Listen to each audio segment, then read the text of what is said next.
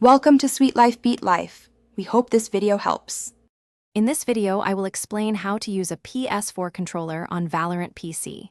First, let's get your controller connected. You can use a standard USB cable for a wired connection, which is often the most reliable. Alternatively, for a wireless experience, enable Bluetooth on your PC and pair your DualShock 4 controller. Once connected, your computer should recognize the device, preparing it for the next steps in our setup process. Next, we need software to help your PC understand the PS4 controller's input. DS4 Windows is a popular choice, allowing your DualShock 4 to emulate an Xbox 360 controller, which many PC games natively support. Download and install it, then configure your profiles.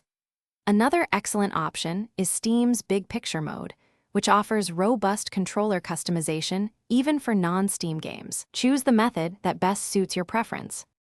Now, let's get those controls just right within Valorant.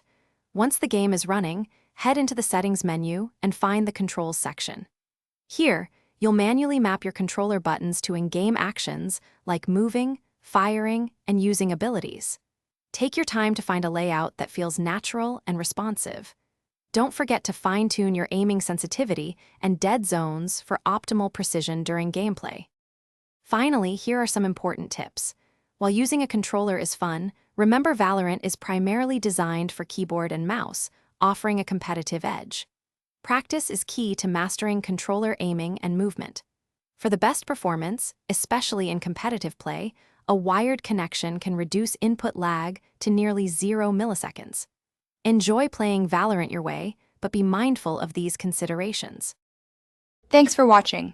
Consider subscribing if we helped you.